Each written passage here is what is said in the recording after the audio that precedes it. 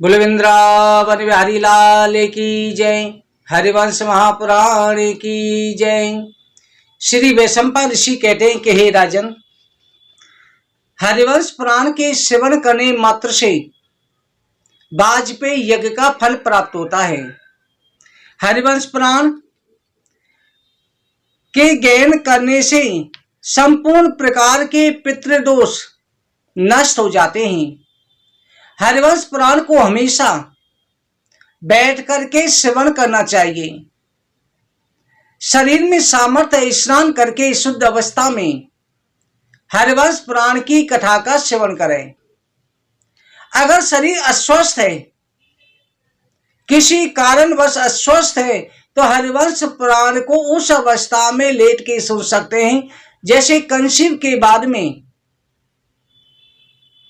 जिस स्त्री को डॉक्टर ने आराम बताया है, बैठ नहीं सकती, परेशानी है, तब वह सुन सकती हैं। फोन पर सुनने में दोष नहीं होता, स्वयं पढ़ने में हमेशा बैठ करके शुद्ध अवस्था में पाठ करना चाहिए। मोबाइल पर सुनने में तामसी भोजनों का अध्ययन ना करें। बालक, बुजुर्ग और बीमार तीनों को छोड़ करके बाकी बैठ करके ध्यान लगा करके कथा श्रवण करनी चाहिए। अगर परिस्थिति है, चलते फिरते काम करते हुए भी कथा श्रवण कर सकते हैं।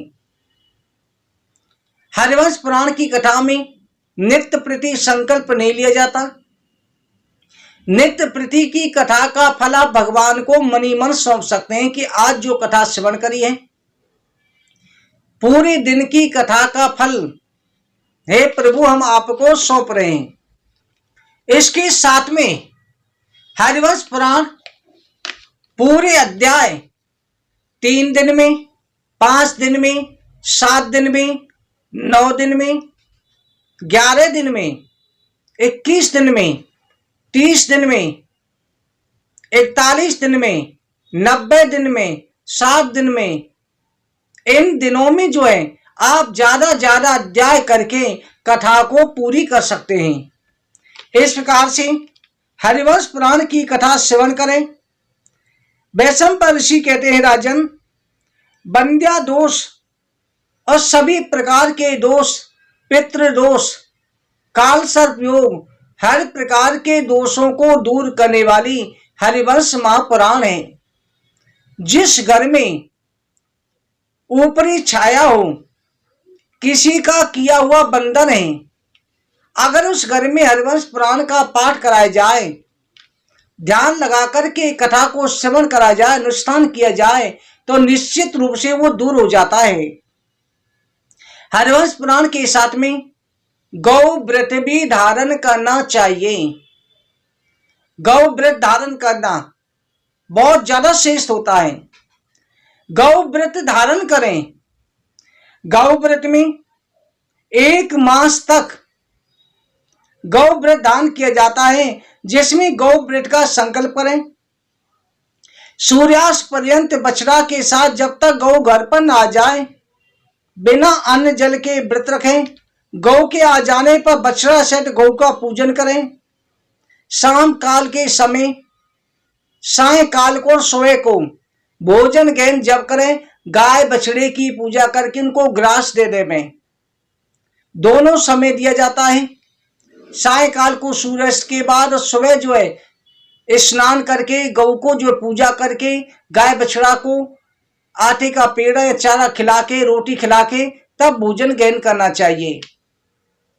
इसके साथ में गौ को दलिया बना करके उसमें गुड़ मिला करके स्वाद के अनुसार खिलाए। गाय को हरा चारा खिलाए। गाय का पेट भरना चाहिए, उसको भूसा भी डालें। इस तरह से पति पत्नी गौ व्रत दान करते हैं तो उनको निस्संदेह मनोवांछित संतान की प्राप्ति हो जाती है। गौ व्रत दान करने से सारे दोष नष्ट हो जाते हैं। वैशंपायन ऋषि कहते हैं राजन, इस विधि को अनेक सहायकों के साथ करना चाहिए। किसी ज्योतिषी के द्वारा पहले मुहूर्त निकलवा ले, मुहूर्त निकलवा करके तब हरिवंश पुराण की कथा श्रवण करनी चाहिए। श्रावण, आश्विन, कार्तिक, अगैन, माघ का महीना, फागुन, इन महीनों में हरिवंश पुराण का पाठ अगर घर पे कराया जाए ब्राह्मण के द्वारा तो बहुत ज्यादा श्रेष्ठ रहता है। और फोन पर आप कभी भी सुन सकते हैं, किसी भी शुभ दिन शुरू कर दो और आप जो चलते रहने देना चाहिए कि जब तक मनोकामना नहीं पूरी होती बार बार हरिवंश पुराण की कथा को सुनते रहेंगे। इस प्रकार से हरिवंश पुराण की कथा श्रवण करनी चाहिए। हरिवंश पुराण में विरक्त हो, बैरागी हो, वैष्णव हो, कीर्तन करने में उत्साह रखता हो, ऐसे ब्राह्मण को सादा सहित बुला करके उनके निवास का प्रबंध करना चाहिए। निवास का प्रबंध करके उनसे कथा श्रवण करें। कथा सुनने का स्थान तीर्थवाद का भवन, कोई भी स्थान आप ऐसा बनाओ जहां पर कई लोग बैठकर के कथा श्रवण कर सकें। भूमि को साफ करके गोबर से लिपवा करके सुरक्षित मंडप बनवा देना चाहिए। फलों पुष्पों से अनेक प्रकार के प्रथम साधु सज्जनों ब्राह्मणों के बैठने की व्यवस्था करें। इसके साथ में कथावाचक को उत्तर मुख और श्रोता को जो कथा कह रहा है व्यास उसको उत्तर की मुख तरफ करके बैठना चाहिए और सुनने वाले को कथा हमेशा पूरब मुख होकर के सुननी चाहिए। इसके साथ में भक्तों वेद वेदांग के तत्वों के वक्ता के उपदेश से शीघ्र सिद्धि प्राप्त होती है। कथा में जो है सूर्य उदय के समय, सूर्य उदय से पहले जाग करके सूर्य भगवान को नित्य प्रति स्नान करके अर्घ्य देना चाहिए। शुद्ध मंडप स्थान में गणेश जी की सर्वप्रथम ध्यान करके कथा श्रवण करनी चाहिए। कथा के साथ में आप ब्राह्मण को, व्यास को जिसके द्वारा कथा श्रवण कर रहे हैं उसको वस्त्र देवे यथाशक्ति दक्षिणा अवश्य देनी चाहिए। उसका पूजन करना चाहिए। जो कथावाचक है उसको प्रणाम करें। साक्षात ब्रह्मा विष्णु महेश तीनों ही उसी व्यास के अंदर विराजमान रहते हैं, उनका ही स्वरूप मान करके उसकी पूजा करनी चाहिए। प्रतिदिन व्यास और पुराण के एकाग्रचित होकर के कुशासन पर बैठ करके नित्य प्रति जब भी कथा सुन रहे हैं कथा सुनाने वाले गुरु को, व्यास को प्रणाम नित्य प्रति करना चाहिए। नित्य प्रति भगवान वासुदेव को प्रणाम करना चाहिए, तब कथा श्रवण करनी चाहिए। कथावाचक को हमेशा आदरणीय माने, पुराण वाचने वाले की कभी निंदा नहीं करे। जिस व्यास के द्वारा, कथावाचक के द्वारा कथा श्रवण करिए जीवन भर उसकी निंदा नहीं करनी चाहिए, उसके गुण दोष नहीं बखानने चाहिए। हमेशा उसी कहते ना एक है साधे सब सदे, सब साधे सब जाए, हमेशा पूजनीय मानना चाहिए। कथा बैठने, कथा सुनने वाला कभी भी धूर्त, दुष्कर्मी, कुटिल ऐसे व्यक्तियों से दूरी बना के रखे। ब्राह्मणों से जाप करावे। हरिवंश पुराण की कथा के साथ साथ संतान गोपाल मंत्र का जाप अवश्य कराना चाहिए। ओम देवकी सति गोविंदा वासुदेव जगतपते देहि में तनयम कृष्णा त्वामहं शरणं गता। इस मंत्र का जाप अवश्य ब्राह्मणों से करवाना चाहिए। इसके साथ में नित्य कर्म संध्या पितृ तर्पण शुद्धि आदि करें।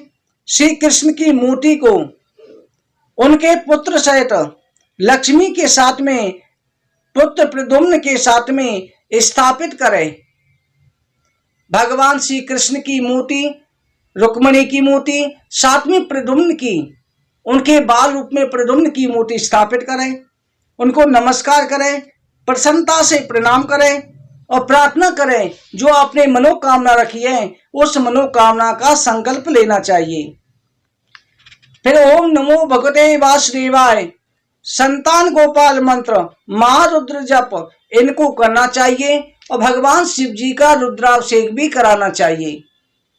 इस विधि से अब भगवान शिव जी का रुद्राभिषेक भी करावें।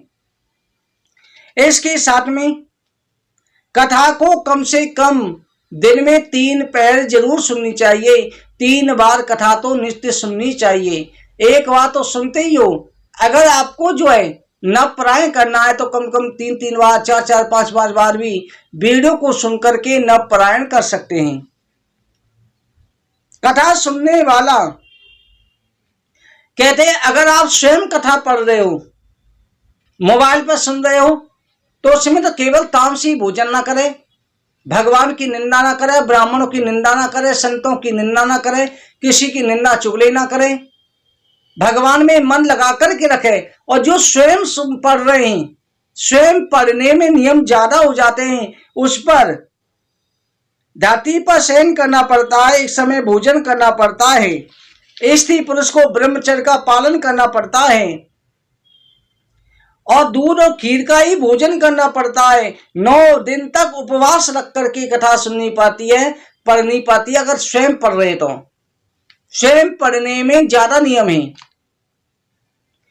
इसलिए गुरु को संतुष्ट करें और गुरु को जो है पूजनीय मान करके गुरु के सामने उनसे नीचे बैठ करके कथा श्रवण करनी चाहिए। इसके साथ में कथा श्रवण करते समय आलस्य त्याग देना चाहिए, ध्यान लगा करके कथा को श्रवण करना चाहिए। भगवान विष्णु की भक्ति करें, भगवान का कीर्तन नित्य प्रति करें।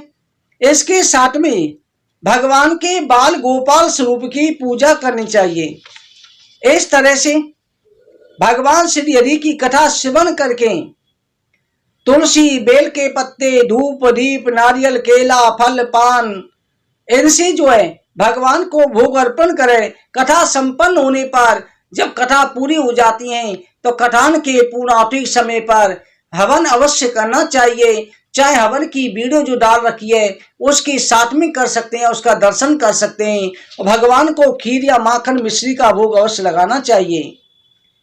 और जो कथावाचक है उस ब्राह्मण को वस्त्र, स्वर्ण अंगूठी, ताम्रपात्र इत्यादि दक्षिणा देकर के ब्राह्मण का सम्मान करना चाहिए। उस कथावाचक का सम्मान करें दक्षिणा सहित।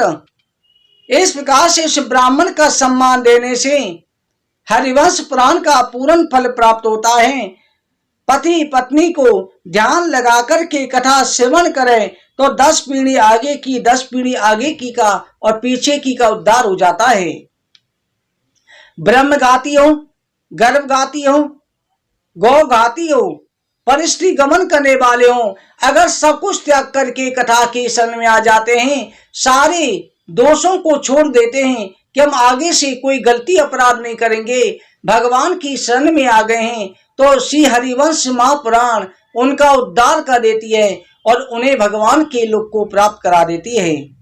भक्तों, कल से जो है भगवान श्री हरि के लीला की सृष्टि रचना की कथा प्रारंभ होगी।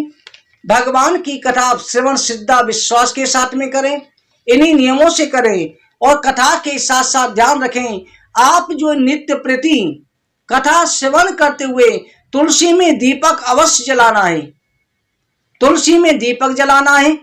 इसके साथ मदार की जड़, सफेद मदार की जड़, एक पीली कोड़ी, एक गोमती चक्र, 5 रक्त गुंजा, एक कमल गट्ठा और इसके साथ थोड़ी सी काली हल्दी एक पोटली में रखें, उसे सिद्ध करें, उसे गंगा जल से सबको धो करके धूप दीप जला करके संतान गोपाल मंत्र का जाप करके प्राण प्रतिष्ठित करके काले कपड़े में या पीले में कमर में धारण करनी चाहिए और हरिवंश पुराण की कथा श्रवण करें।